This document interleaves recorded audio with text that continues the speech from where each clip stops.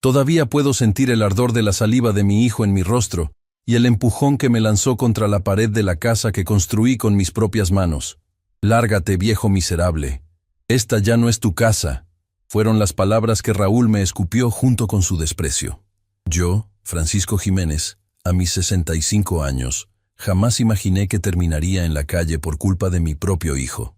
Antes de continuar con la historia, por favor haz clic en el botón de me gusta, suscríbete al canal y comenta desde dónde estás viendo. Tu ayuda es muy importante. Todo comenzó esa mañana del 15 de marzo. Como siempre, me levanté temprano para preparar el desayuno para mi nieto Emilio. Ese pequeño de 10 años era mi razón de vivir desde que mi esposa Luisa falleció hace 5 años. Mientras preparaba el café, escuché pasos apresurados bajando la escalera. Era Verónica, mi nuera, con una expresión que nunca había visto antes. «Hoy no llevarás a Emilio a la escuela», me dijo sin siquiera darme los buenos días. «Raúl y yo necesitamos hablar contigo urgentemente». Cuando Emilio bajó, percibió la tensión y me miró con ojos preocupados. Le sonreí para tranquilizarlo, sin saber que sería la última vez que desayunaríamos juntos en esa casa. Tras llevarse a mi nieto, Verónica regresó acompañada de Raúl.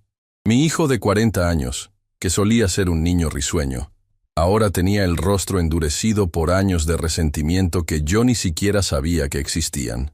«Papá, esto no puede continuar así», comenzó Raúl, arrojando unos papeles sobre la mesa. «Hemos decidido vender la casa». Sentí como si me hubieran dado un puñetazo en el estómago. ¿Vender?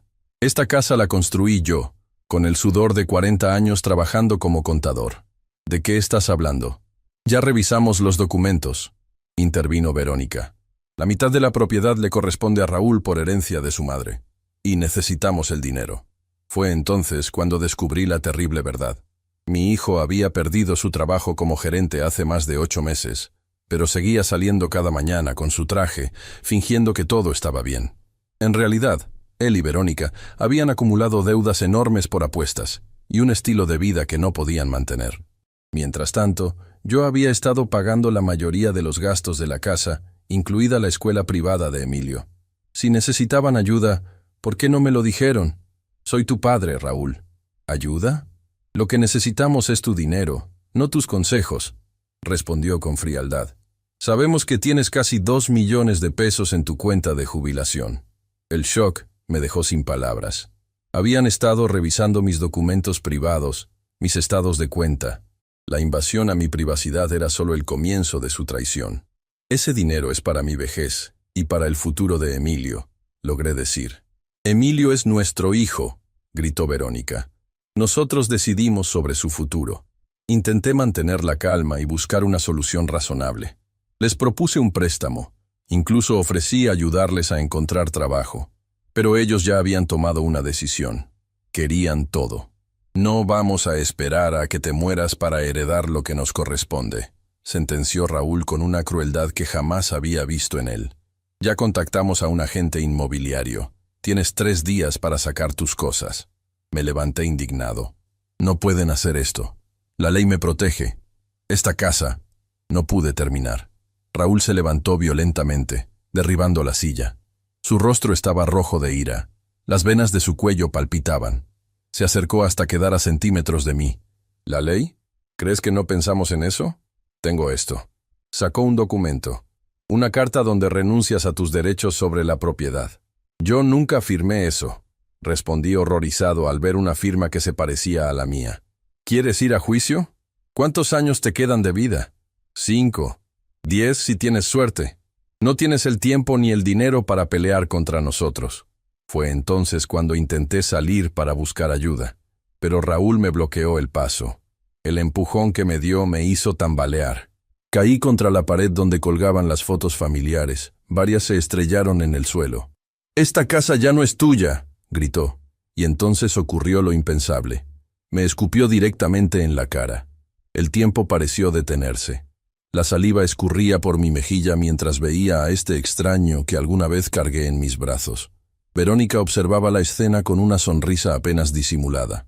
Pero lo peor estaba por venir. Un pequeño jadeo nos hizo voltear hacia la puerta. Ahí estaba Emilio, con su mochila escolar, presenciando cómo su padre humillaba a su abuelo. La maestra lo había enviado de regreso porque se sentía enfermo. «Papá, ¿qué le estás haciendo al abuelito?» Su voz temblorosa me partió el alma. «Vete a tu cuarto», ordenó Verónica, agarrándolo del brazo. «No, suelta al abuelito», gritó el niño, intentando zafarse. Raúl me agarró del brazo y me arrastró hacia la puerta. «Se acabó la discusión. Tienes hasta mañana para sacar lo indispensable. El resto se queda». «¡Abuelito!». Los gritos de Emilio resonaban mientras Verónica lo sujetaba. «Tranquilo, mijito. Todo estará bien», alcancé a decirle antes de que la puerta se cerrara en mi cara. Me quedé parado frente a mi propia casa, con la mejilla húmeda por la saliva de mi hijo y el corazón destrozado. 65 años de vida, 40 años construyendo un patrimonio, y en cuestión de minutos lo había perdido todo. O eso creían ellos. No sabían que Francisco Jiménez no se rendía tan fácilmente. Si querían guerra, guerra tendrían. Pero mi principal preocupación no era la casa ni el dinero. Era Emilio. Tenía que rescatar a mi nieto de las garras de esos buitres que se hacían llamar sus padres. Saqué mi teléfono y marqué un número que no usaba desde hace años. «Ernesto, soy Francisco. Necesito tu ayuda urgentemente. Es sobre mi hijo y mi casa». Ernesto Vega había sido mi amigo desde la universidad y ahora era uno de los abogados más respetados de la ciudad. Si alguien podía ayudarme a recuperar lo que era mío y proteger a mi nieto, era él. Mientras caminaba hacia la parada del autobús, con solo mi billetera y mi teléfono, juré que esto no quedaría así. Raúl y Verónica habían cometido el peor error de sus vidas al subestimarme. No sabían que detrás de este viejo miserable había un hombre dispuesto a todo por justicia. Lo que hice después, eso cambiaría nuestras vidas para siempre. El café de Ernesto sabía amargo, pero no tanto como la traición de mi propio hijo. Nos encontrábamos en su despacho, un lugar elegante en la colonia Roma, que contrastaba con mi apariencia desaliñada después de pasar horas deambulando por las calles.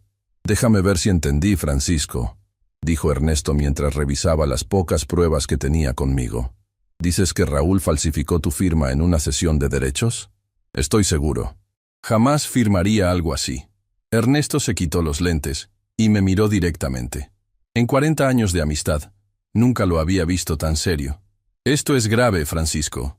Es fraude y posiblemente otros delitos. ¿Tienes alguna prueba?» «Solo lo que pude tomar antes de que me echaran. Mi identificación, tarjetas bancarias y mi teléfono. Todo lo demás sigue en la casa». Mi amigo se levantó y comenzó a caminar por la oficina. «Necesitamos actuar rápido. Si ya contactaron a un agente inmobiliario, intentarán vender la propiedad lo antes posible. No me importa tanto la casa, Ernesto. Es mi nieto quien me preocupa. Emilio no debería estar en ese ambiente». «Entiendo, pero recuperar la casa es el primer paso para proteger a tu nieto». Ernesto tomó su teléfono. «Voy a solicitar una medida cautelar para impedir cualquier transacción sobre la propiedad. Mientras tanto, necesitamos pruebas de la falsificación». Me instalé en casa de Ernesto esa noche. Su esposa Teresa me preparó la habitación de huéspedes y me trató con una amabilidad que contrastaba dolorosamente con el comportamiento de mi propia familia. Esa noche no pude dormir. Recordé todas las veces que había malinterpretado las señales. Raúl pidiendo préstamos que nunca devolvía. Verónica preguntando insistentemente sobre mis ahorros, ambos quejándose de lo pequeña que era la casa para ellos mientras yo ocupaba la planta baja. ¿Cómo no me di cuenta antes? Al día siguiente, Ernesto me llevó al banco para revisar mis cuentas. Lo que descubrimos me dejó helado. «Señor Jiménez», explicó el gerente, «en los últimos 8 meses se han realizado transferencias regulares desde su cuenta de ahorros a esta otra cuenta. La cuenta pertenecía a Raúl. Yo nunca autoricé esas transferencias», respondí, sintiendo que el suelo se abría bajo mis pies. El gerente mostró más documentos. «Tenemos una autorización firmada por usted, dando acceso a su hijo a todas sus cuentas. Otra falsificación. Raúl no solo quería echarme de mi casa, sino que llevaba meses robándome sistemáticamente». «¿Cuánto ha sacado en total?», preguntó Ernesto. «Aproximadamente 850,000 pesos», respondió el gerente. «Casi la mitad de mis ahorros de toda la vida.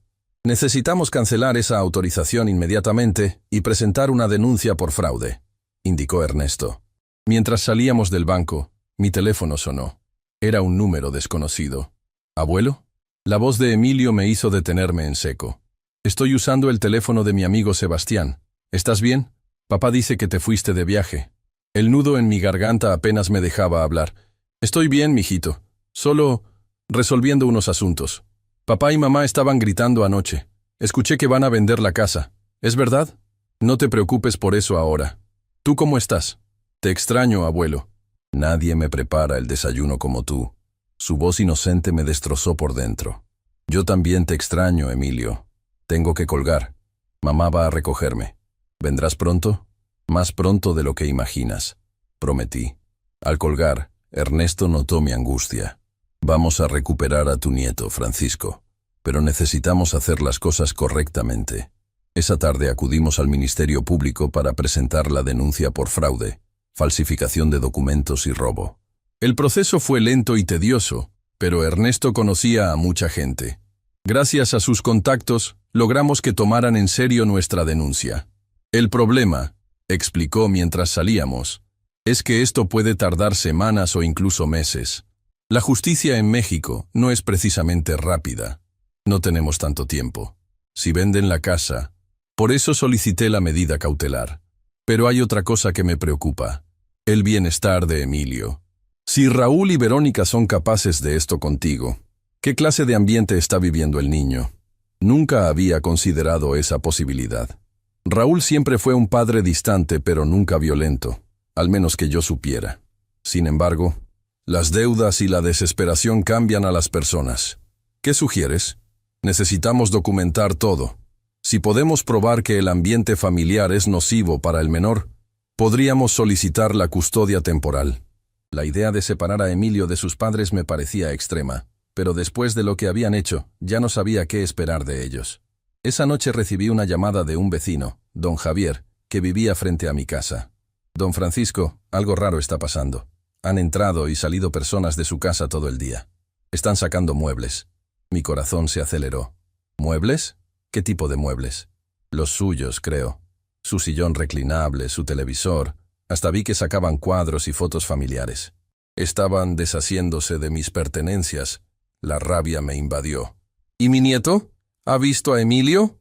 No lo he visto salir, pero escuché gritos anoche. Su hijo parecía muy alterado. Después de agradecerle, llamé inmediatamente a Ernesto. Están liquidando mis cosas, y parece que Raúl está perdiendo el control. Voy para allá. No hagas nada hasta que llegue. Pero no pude esperar. Tomé un taxi y en menos de 30 minutos estaba observando mi casa desde la acera de enfrente. Había una camioneta estacionada y 2 hombres cargaban mi librero. En ese momento, Raúl salió. Estaba irreconocible. Despeinado, con barba de días y ojos enrojecidos. Gritaba instrucciones a los cargadores mientras bebía de una botella. «Cuidado con eso. Vale más que sus miserables sueldos». Nunca lo había visto tratar así a nadie. Este no era el hijo que crié. Estaba a punto de cruzar la calle cuando un auto se detuvo junto a mí. Era Ernesto. «Tranquilo», me dijo, sujetándome del brazo. «No podemos enfrentarlos directamente. Tengo algo mejor». Del auto bajó otro hombre con una cámara profesional. «Este es Gustavo. Trabaja documentando evidencias para casos legales. Va a registrar todo lo que están haciendo». Durante la siguiente hora, Gustavo fotografió y grabó cómo sacaban mis pertenencias, cómo Raúl bebía descontroladamente y gritaba obscenidades. En un momento, Verónica salió y comenzó a discutir con él en plena calle. «Te dije que esperaras a que tuviera al comprador», le gritó. «Estás arruinando todo como siempre». «No me digas qué hacer en mi casa», respondió Raúl empujándola. Verónica casi cae al suelo. «Esta casa será nuestra cuando la vendamos, pero necesitamos que se vea decente. Nadie va a comprarla si parece una cantina. Tengo que pagar a Sergio antes del viernes. Ya nos dio demasiado tiempo». «¿Quién es Sergio?», pregunté a Ernesto. «Probablemente su prestamista, o su bookmaker si tiene problemas de apuestas». La discusión continuó hasta que Verónica entró furiosa a la casa. Fue entonces cuando la vi, una pequeña figura asomándose por la ventana del segundo piso. Emilio. Nuestras miradas se cruzaron. Levanté discretamente la mano para saludarlo, y él hizo lo mismo antes de desaparecer rápidamente. «Ya tenemos suficiente», dijo Gustavo. «Esto, junto con los documentos bancarios, debería ser contundente». Regresamos al despacho de Ernesto, donde revisamos las grabaciones. La situación era peor de lo que pensaba. Raúl claramente tenía problemas con el alcohol y posiblemente con las apuestas. Mencionó deudas con alguien llamado Sergio que sonaba como un prestamista peligroso. Esto es suficiente para solicitar una orden de protección, explicó Ernesto. No solo por la propiedad, sino por el bienestar de Emilio. ¿Cuánto tiempo tomará? Con suerte, podríamos tenerla mañana. Tengo un contacto en el juzgado familiar. Esa noche, mientras intentaba conciliar el sueño en casa de Ernesto, recibí otro mensaje de Emilio, esta vez desde el teléfono de la casa. Abuelo, papá y mamá están peleando mucho. Escuché que deben mucho dinero a alguien malo. Tengo miedo. ¿Están peleando ahora? Sí. Papá rompió unos platos y mamá está llorando. Escúchame bien, Emilio. Mañana iré por ti. Quiero que prepares una mochila con lo necesario para pasar unos días conmigo. No digas nada a tus padres. ¿Me prometes que vendrás? Te lo prometo. Tu abuelo nunca te abandonará. Al día siguiente, Ernesto recibió la noticia que esperábamos. El juez había emitido una orden de protección temporal que impedía la venta de la propiedad y autorizaba la presencia policial para verificar el bienestar de Emilio. Comandante Soto nos acompañará, explicó Ernesto. Es un viejo amigo y entiende la gravedad de la situación. El comandante Miguel Soto era un hombre imponente de unos 50 años.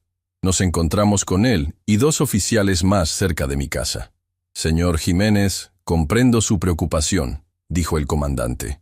Procederemos con cautela, pero firmemente. Si encontramos indicios de violencia o situación de riesgo para el menor, actuaremos de inmediato. Mientras nos acercábamos a la casa, vi que la camioneta de ayer ya no estaba, pero había otro vehículo estacionado. Un auto deportivo negro con vidrios polarizados. Tengan cuidado, advertí. Puede haber más personas dentro. El comandante Soto tocó el timbre con autoridad. Pasaron unos minutos tensos hasta que la puerta se abrió. Era Verónica, con el maquillaje corrido y una expresión de pánico que se transformó en furia al verme. ¿Qué hace él aquí? Esta ya no es su casa. Señora, tenemos una orden judicial, explicó el comandante, mostrando el documento. Venimos a verificar el bienestar del menor Emilio Jiménez y a constatar la situación de la propiedad. Mi hijo está perfectamente bien, respondió ella, intentando cerrar la puerta.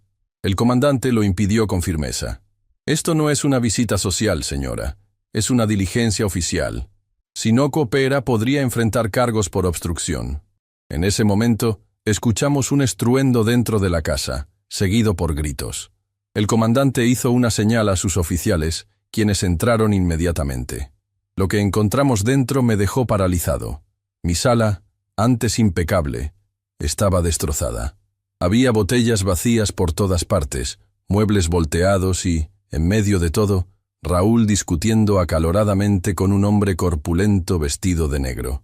«Te dije que necesito más tiempo», gritaba Raúl. «Sergio no da más tiempo», respondió el hombre.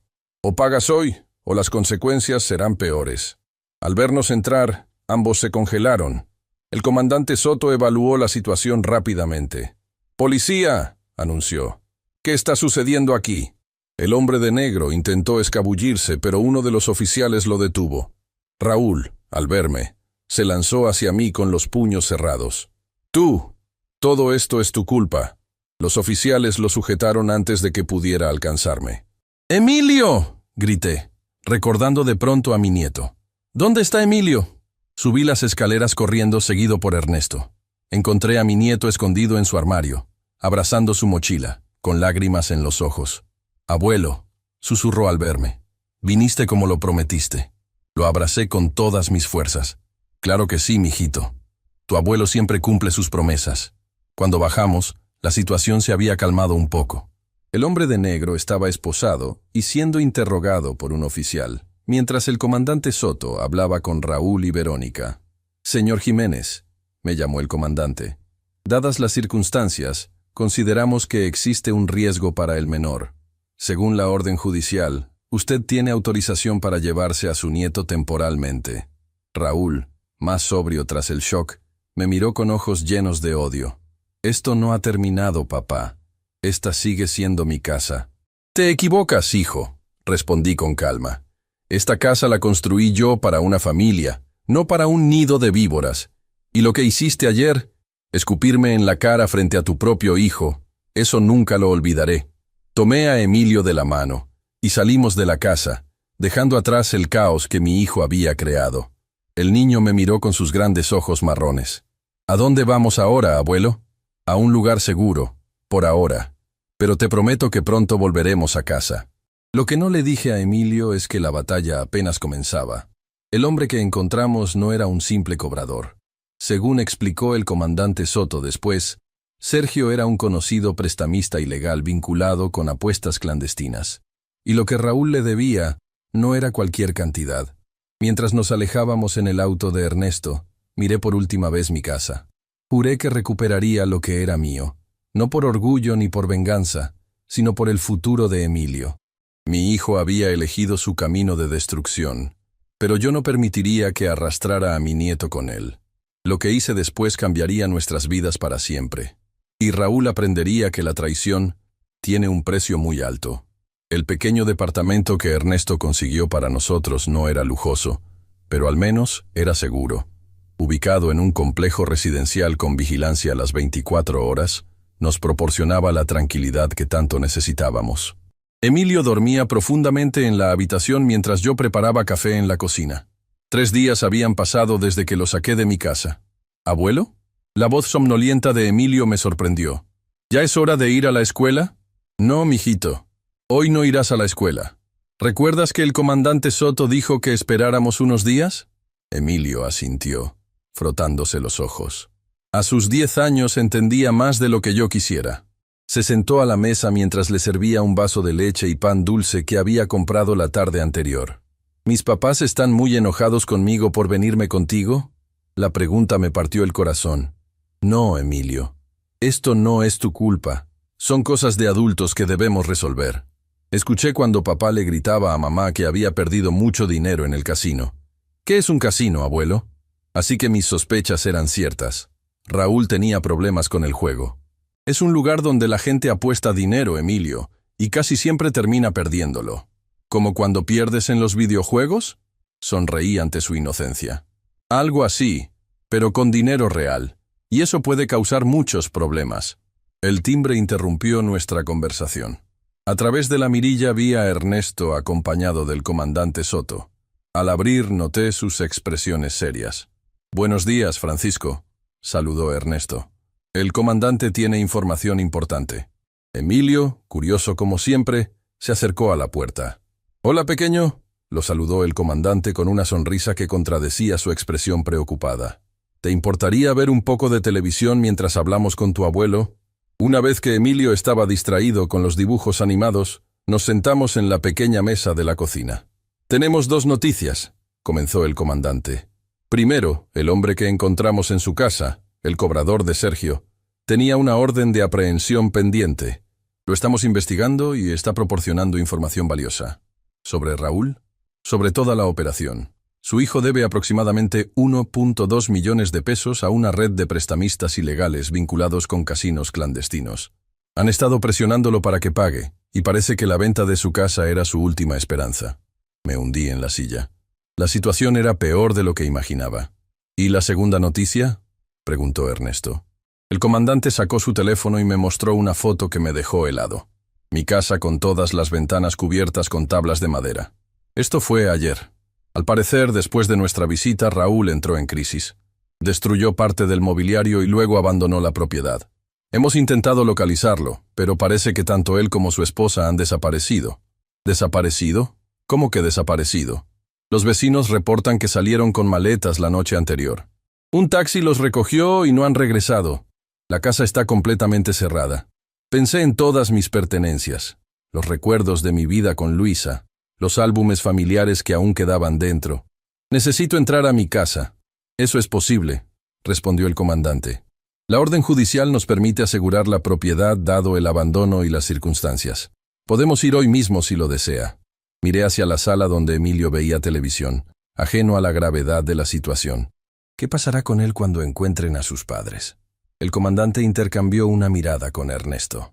Francisco, intervino mi amigo. He estado investigando. Dado que los padres abandonaron al menor y existe evidencia de un entorno peligroso, podemos solicitar la custodia temporal para ti, al menos hasta que se resuelva la situación legal. ¿Creen que Raúl y Verónica estén huyendo de la ciudad?, pregunté. Es probable, respondió el comandante. Los prestamistas como Sergio no son precisamente pacientes. Si no pueden pagar, lo mejor para ellos es desaparecer. Pero me dejaron a su hijo, murmuré, aún incrédulo. Quizás sea lo mejor por ahora, dijo Ernesto. Emilio está seguro contigo. Decidimos ir a la casa esa misma mañana. Llamé a Teresa, la esposa de Ernesto, quien amablemente accedió a cuidar a Emilio unas horas. Le expliqué al niño que iría a buscar algunas de sus cosas y que volvería pronto. ¿Mis papás estarán ahí?, preguntó con voz temblorosa. No lo sé, mijito, pero si están, hablaremos con ellos. ¿Está bien? Me abrazó fuertemente antes de irme. Ten cuidado, abuelo. Llegamos a la casa acompañados por el comandante Soto y 2 oficiales. El vecindario parecía diferente, como si la traición de Raúl hubiera oscurecido hasta el aire que respirábamos. Don Javier, mi vecino, salió a saludarnos. Don Francisco, qué bueno verlo. Estaba preocupado. Su hijo y su nuera se fueron como ladrones en la noche. ¿Notó algo extraño antes de que se fueran? Llegaron unos hombres en una camioneta negra. No parecían amistosos.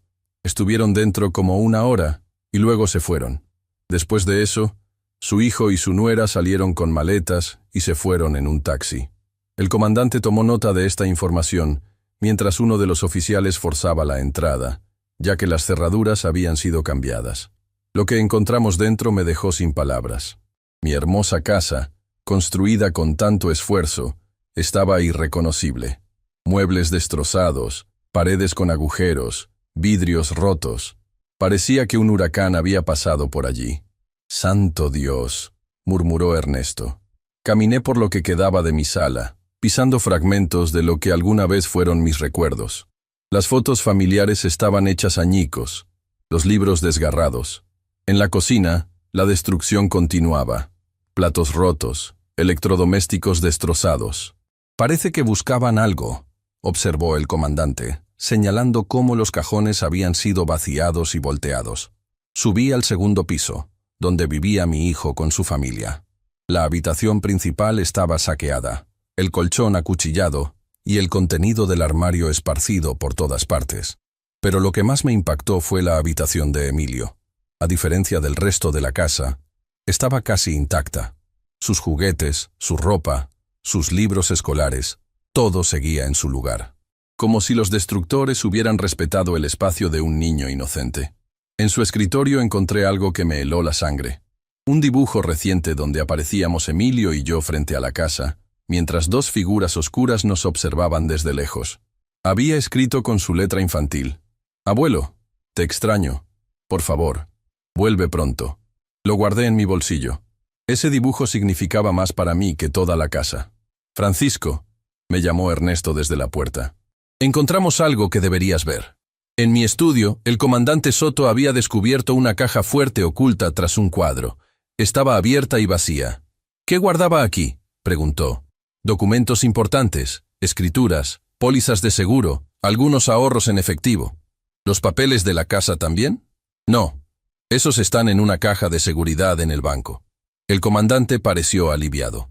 «Eso es bueno. Significa que no pueden vender la propiedad aunque quisieran». Mientras revisábamos los destrozos, uno de los oficiales encontró algo bajo los escombros del sofá. Una libreta pequeña. «Parece una agenda», dijo entregándomela.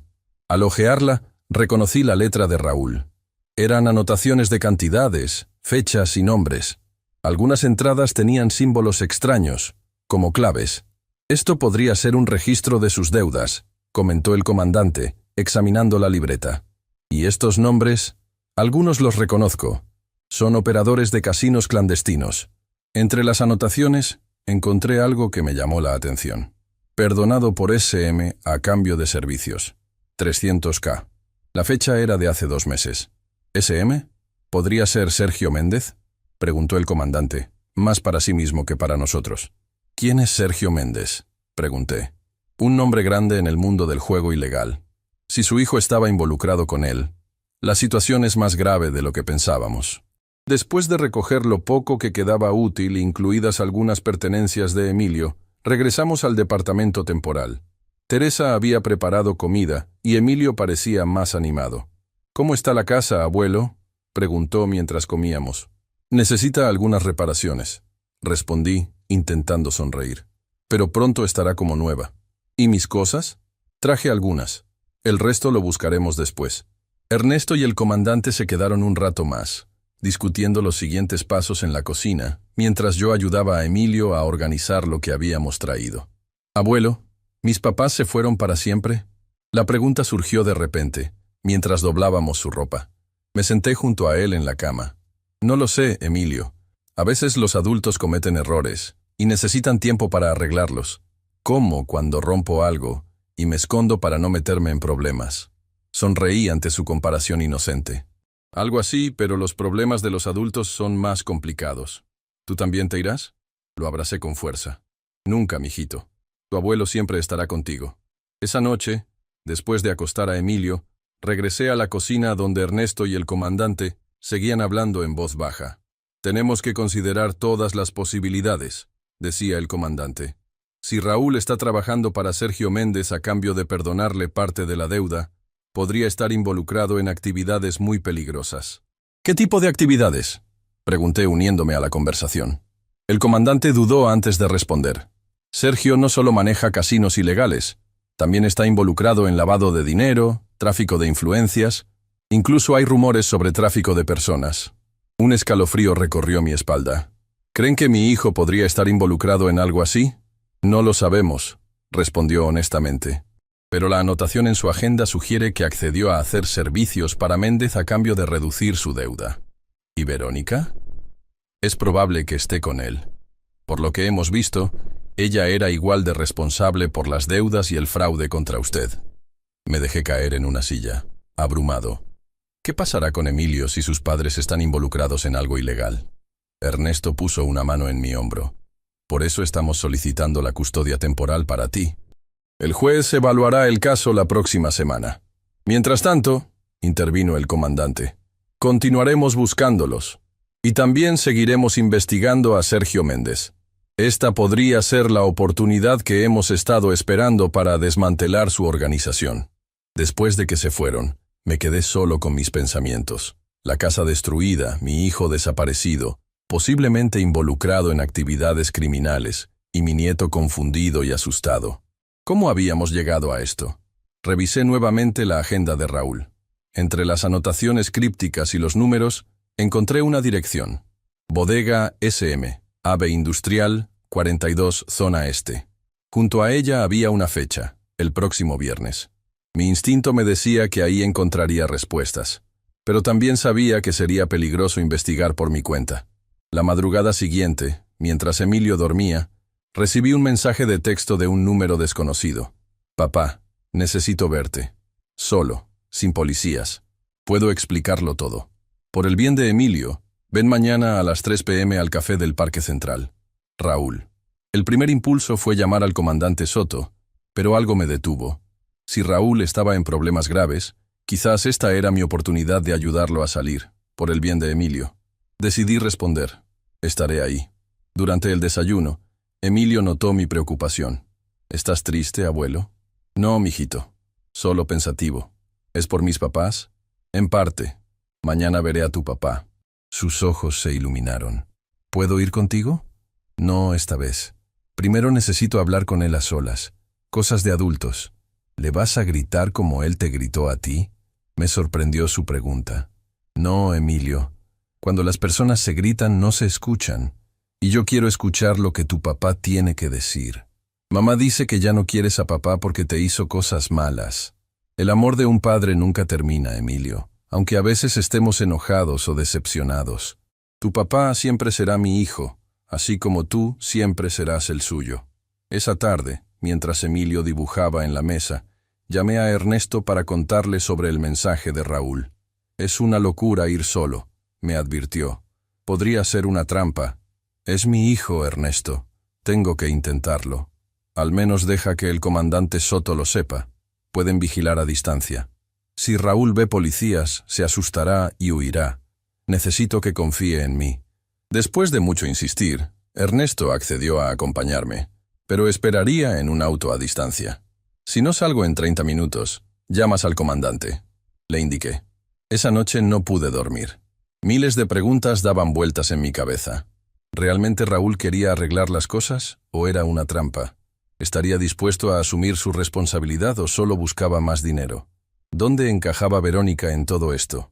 Y la pregunta más importante, ¿qué sería lo mejor para Emilio? Al amanecer, tomé una decisión. Sin importar lo que Raúl dijera o pidiera, mi prioridad sería proteger a mi nieto. Si mi hijo estaba verdaderamente arrepentido y dispuesto a cambiar, lo ayudaría. Pero si solo buscaba manipularme nuevamente, esta vez estaría preparado. Mientras Emilio dormía, saqué el dibujo que había encontrado en su habitación. Aquellas figuras oscuras que nos observaban desde lejos. ¿Habría percibido mi nieto el peligro antes que yo? El comandante Soto llamó temprano. Señor Jiménez, hemos encontrado información sobre la bodega mencionada en la agenda. Es propiedad de una empresa fantasma vinculada con Sergio Méndez. Creemos que podría ser un punto de operaciones para sus actividades ilícitas. ¿Han visto a Raúl o Verónica por ahí? Aún no, pero estamos vigilando el lugar. Hay movimiento constante de camiones y personas. Algo grande está pasando ahí. Le conté sobre el mensaje de Raúl y nuestra reunión programada. Es muy arriesgado, advirtió. Permítame enviar oficiales encubiertos. No, comandante. Si es una trampa, lo sabré. Y si realmente quiere mi ayuda, necesito que confíe en mí. Al menos lleve esto, dijo, prometiendo enviarme un pequeño dispositivo de grabación. Por su seguridad y como evidencia. Acepté a regañadientes. Si Raúl realmente quería confesar algo importante, tener una grabación podría ser crucial. Mientras ayudaba a Emilio con su desayuno, el niño me sorprendió con una pregunta. Abuelo, ¿crees que podemos volver a vivir juntos? Tú, yo, papá y mamá. Su inocencia me conmovió y me recordó por qué estaba haciendo todo esto. No lo sé, mijito. Pero lo que sí sé es que tú y yo siempre estaremos juntos. Me abrazó con fuerza, como si temiera que yo también pudiera desaparecer. A mediodía Teresa llegó para cuidar a Emilio. Le expliqué que saldría unas horas para un asunto importante. Abuelo, me llamó Emilio antes de irme. Ten cuidado con los hombres malos. ¿Qué hombres malos, mijito?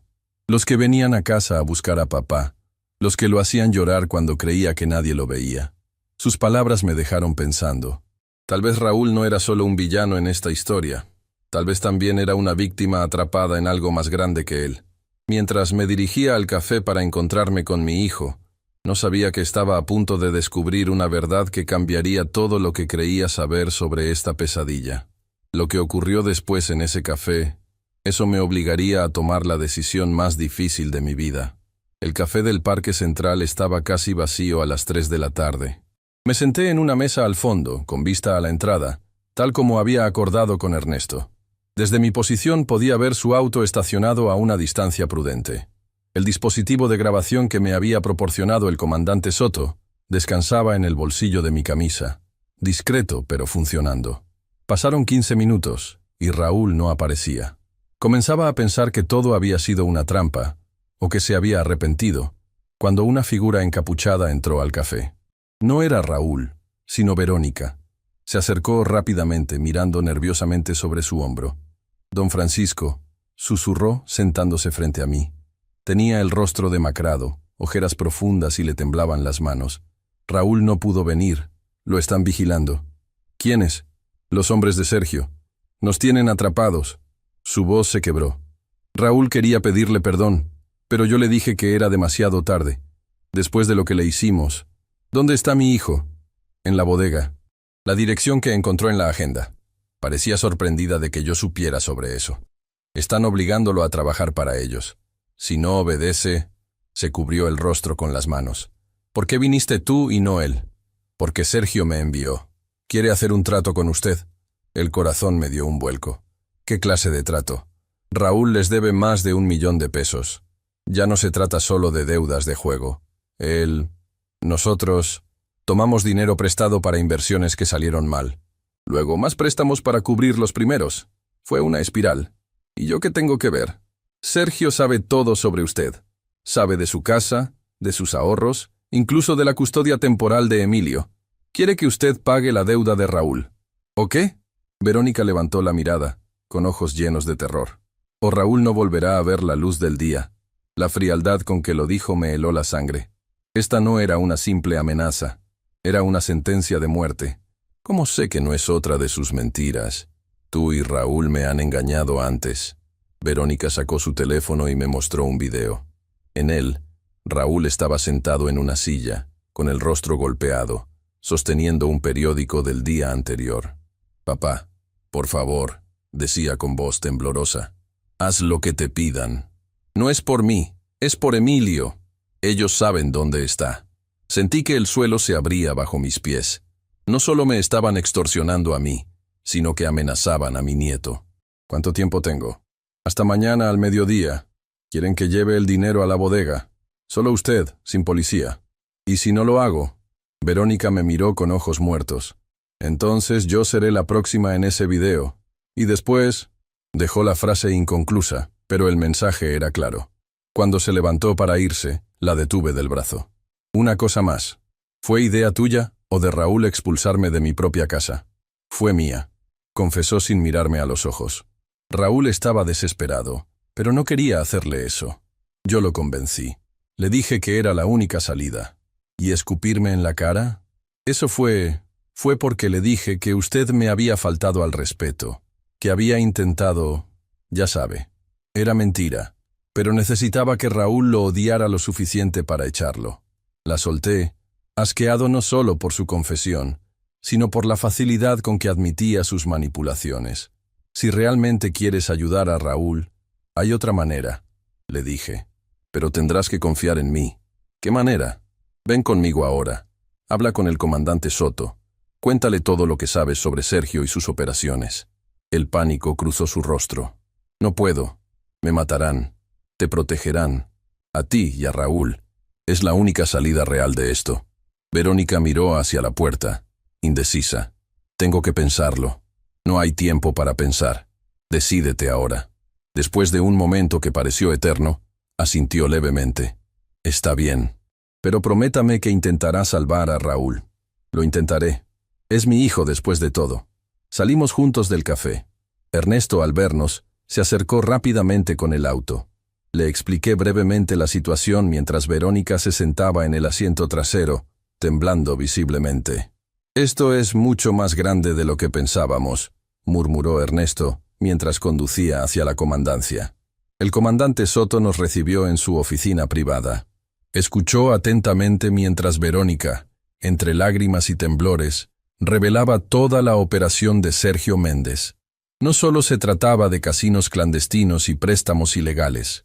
La bodega de la Avenida Industrial era un centro de distribución para mercancía robada y posiblemente otras actividades más oscuras. Raúl solo quería saldar su deuda, explicó Verónica. Pero una vez que trabajas para Sergio, no hay salida. Cada vez le pedían hacer cosas peores. «¿Qué tipo de cosas?», preguntó el comandante. «Al principio era solo transportar paquetes o vigilar lugares. Luego empezó a cobrar deudas, a amenazar gente. La semana pasada se detuvo, incapaz de continuar». «¿Qué pasó la semana pasada?» «Le ordenaron golpear a un deudor, como prueba de lealtad. Se negó, y por eso lo tienen retenido en la bodega». El comandante Soto tomó notas detalladas y luego se dirigió a mí. «Señor Jiménez, esto nos da suficiente información para actuar. Podemos organizar un operativo para esta misma noche». «¿Y Raúl?» «Haremos todo lo posible por garantizar su seguridad, pero necesitamos que usted y su nuera cooperen completamente». «¿Qué necesita que haga?» «Necesitamos que usted aparente seguir el plan de Sergio. Irá a la bodega mañana como si fuera a pagar, pero llevará un maletín preparado por nosotros. Mientras tanto, esta noche haremos reconocimiento del lugar y prepararemos el operativo». «Es peligroso», protestó Ernesto. «Lo es», admitió el comandante, «pero es nuestra mejor oportunidad para rescatar a su hijo y desmantelar esta organización». Verónica, que había permanecido callada, levantó la mirada. «Yo puedo ayudar más. Conozco la distribución de la bodega, donde tienen a Raúl. ¿Cuántos hombres hay habitualmente?» El comandante asintió. «Eso será invaluable, pero tendrá que permanecer bajo custodia por su propia seguridad». Entiendo. Solo cuiden de Emilio. Él no tiene la culpa de nada. Era la primera vez que veía genuina preocupación maternal en ella. Quizás, bajo todas esas capas de manipulación y codicia, realmente amaba a su hijo. Regresé al departamento donde Emilio me esperaba ansioso. Teresa me informó que había estado inquieto toda la tarde, preguntando constantemente por mí.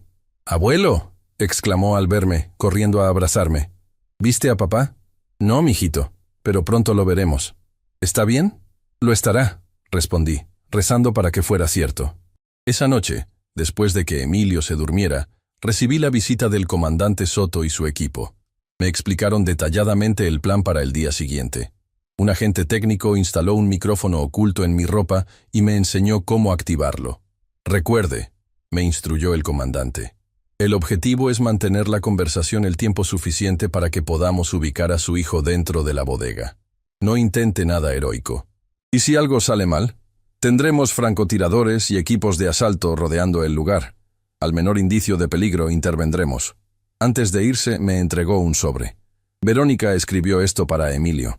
Por si acaso, dejó la frase sin terminar, pero entendí la implicación. Por si acaso las cosas salían mal y ella no sobrevivía. Esa noche apenas dormí. Repasaba mentalmente cada detalle del plan, cada palabra que diría, cada movimiento que haría. No era solo la vida de Raúl la que estaba en juego, sino el futuro de Emilio. Al amanecer, me levanté y preparé el desayuno como cualquier otro día. Emilio apareció en la cocina, frotándose los ojos somnolientos. «Buenos días, abuelo». «Buenos días, campeón. ¿Dormiste bien?». Asintió, pero noté que algo lo preocupaba. Tuve un sueño con papá. Estaba triste y me pedía perdón. Le serví un vaso de leche y me senté frente a él. A veces los sueños nos dicen cosas importantes, Emilio. ¿Qué crees que significaba? Que papá hizo algo malo pero quiere arreglarlo. Eso creo yo también. Y hoy voy a ayudarlo a arreglarlo. Sus ojos se iluminaron. ¿Puedo ir contigo? No, mijito. Es cosa de adultos. Tú te quedarás con Teresa otra vez, ¿está bien? Aunque decepcionado, asintió. Antes de partir, lo abracé más fuerte que nunca. Te quiero mucho, Emilio. Nunca lo olvides. Yo también te quiero, abuelo. ¿Me prometes que volverás? Te lo prometo. Teresa me esperaba en la puerta. Le entregué el sobre que Verónica había escrito para Emilio, con instrucciones de dárselo solo si algo me pasaba. Luego me dirigí al punto de encuentro con el comandante Soto. El maletín que me entregaron contenía fajos de billetes falsos con rastreadores ocultos, pero se veían auténticos. Me colocaron el micrófono y repasamos el plan una última vez. «Recuerde», insistió el comandante, «su única tarea es localizar a Raúl y mantener la conversación. Nosotros haremos el resto». A las 11:45 de la mañana, llegué a la bodega de la Avenida Industrial. Era un edificio gris y deteriorado, con pocas ventanas y una gran puerta metálica. 2 hombres corpulentos vigilaban la entrada. Al verme, uno de ellos habló por radio, y luego me indicó que entrara. El interior estaba oscuro y olía a humedad. Filas de estanterías metálicas contenían cajas y mercancías diversas. Me condujeron a través de un pasillo hasta una oficina al fondo. Allí, sentado tras un escritorio, estaba un hombre de unos 50 años, de complexión fuerte y mirada penetrante. Sergio Méndez. «Señor Jiménez», me saludó con una sonrisa que no llegaba a sus ojos. «Es un placer conocerlo al fin. Su hijo habla mucho de usted». «¿Dónde está Raúl?». «Directo al punto. Me gusta eso». Hizo una señal y uno de sus hombres salió. «Vendrá en un momento. Mientras tanto, ¿me permite ver lo que trajo?». Coloqué el maletín sobre el escritorio. Sergio lo abrió, examinó los billetes y asintió satisfecho. «Muy bien. Un padre que se preocupa por su hijo. Admirable. No hago esto por Raúl», respondí. «Lo hago por mi nieto. Ah, el pequeño Emilio. Un niño encantador, según he oído. La mención de mi nieto me heló la sangre, pero me mantuve firme. Quiero ver a mi hijo antes de concluir cualquier trato». Sergio asintió y la puerta se abrió. 2 hombres entraron sujetando a Raúl, quien apenas podía mantenerse en pie. Tenía el rostro golpeado, un ojo completamente cerrado y manchas de sangre en la camisa. «Papá», exclamó al verme con una mezcla de alivio y vergüenza. «Aquí está, como prometí», dijo Sergio. «Ahora, si me disculpa, revisaré el dinero con más detalle». Mientras Sergio contaba los billetes, me acerqué a Raúl. A pesar de todo lo que había hecho, verlo así me partió el corazón. «Lo siento, papá», murmuró, tan bajo que apenas pude oírlo. «Tenías razón, me metí en algo terrible». «¿Estás bien? ¿Puedes caminar?», asintió levemente. «Tengo que decirte algo. Emilio, tienes que cuidarlo siempre. Estos hombres no son lo que parecen». «¿Qué quieres decir?». Antes de que pudiera responder, Sergio cerró bruscamente el maletín. «Todo parece en orden. Señor Jiménez, usted ha saldado la deuda de su hijo. Es libre de llevárselo». Era demasiado fácil. Algo no encajaba. ¿Así nada más? ¿Sin contratos? ¿Sin garantías? Sergio sonrió nuevamente, esta vez mostrando los dientes. «Mi palabra es mi garantía. En mi negocio, la confianza lo es todo». «Entonces nos vamos», dije, sujetando a Raúl por el brazo. «Por supuesto. Mis hombres los escoltarán a la salida». Comenzamos a caminar hacia la puerta, cada paso más tenso que el anterior. Raúl se apoyaba pesadamente en mí, susurrando. «No confíes en él, papá. Esto es una trampa». Estábamos a mitad del pasillo cuando sonó el teléfono de Sergio. Lo vi contestar, y su expresión cambió instantáneamente. «Deténganlos», gritó. Todo ocurrió en segundos. Los hombres que nos escoltaban sacaron sus armas. Raúl me empujó al suelo justo cuando se escuchó la primera detonación. «¡Policía! ¡Todos al suelo!». Las puertas y ventanas estallaron simultáneamente. Oficiales armados entraron por todas partes. Me cubrí la cabeza mientras a mi alrededor estallaba el caos. Gritos, disparos, cristales rompiéndose. Sentí que alguien me arrastraba. Era uno de los oficiales del equipo táctico. «Señor Jiménez, por aquí». «¡Mi hijo!», grité, buscando a Raúl entre el humo y la confusión. Lo vi entonces, forcejeando con uno de los hombres de Sergio. Vi el brillo metálico de un arma. Intenté gritar una advertencia, pero fue demasiado tarde. Se escuchó un disparo, y Raúl cayó al suelo. Lo siguiente que recuerdo es estar junto a él, presionando la herida en su abdomen mientras los paramédicos llegaban. «Resiste, hijo. Por favor, resiste». «Papá», murmuró con dificultad. «Perdóname. No sabía en lo que me estaba metiendo. Ellos trafican personas, niños». El horror de sus palabras me golpeó como un mazo. Este no era un simple caso de deudas de juego o mercancía robada. Era algo mucho más oscuro. «Shh, no hables. Guarda tus fuerzas. Cuida a Emilio. Promételo». «Lo prometo. Y tú estarás ahí para verlo crecer». Una débil sonrisa cruzó su rostro antes de que los paramédicos me apartaran para atenderlo. Las siguientes horas fueron un borrón de hospital, declaraciones policiales y llamadas telefónicas. Raúl sobrevivió a la cirugía, aunque los médicos advertían que su recuperación sería larga.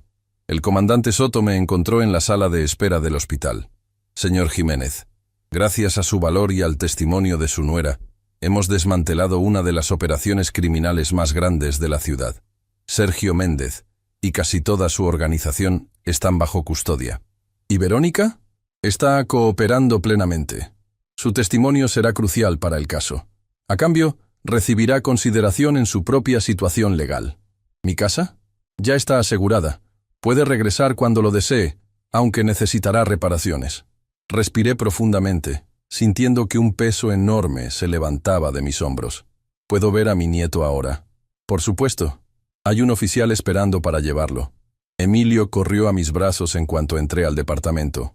Teresa había intentado distraerlo todo el día, pero el niño intuía que algo importante estaba sucediendo. «Abuelo, ¿cumpliste tu promesa?». Lo abracé con fuerza, agradeciendo que estuviera a salvo, que todos estuviéramos a salvo. «¿Y papá? ¿Lo encontraste?». «Sí, mijito. Está en el hospital, pero se pondrá bien. ¿Podemos ir a verlo?». «Mañana te lo prometo». 3 semanas después, regresamos a nuestra casa. Las reparaciones habían sido extensas, pero era nuevamente un hogar. Raúl, todavía recuperándose, ocupaba ahora la habitación de invitados en la planta baja. Emilio dividía su tiempo entre ayudar a su padre y asistir a sus sesiones con el psicólogo infantil que el juzgado había recomendado. Verónica, tras cooperar con las autoridades, había aceptado entrar en un programa de rehabilitación. Su futuro con Raúl era incierto, pero ambos estaban comprometidos a sanar, por el bien de Emilio. Una tarde, mientras Emilio jugaba en el jardín, Raúl se acercó a mí con ayuda de su bastón. Papá, nunca podré agradecerte lo suficiente. Después de todo lo que te hice, somos familia, Raúl. La familia se perdona. Lo que hice, escupirte en la cara, echarte de tu propia casa. No merezco tu perdón. No se trata de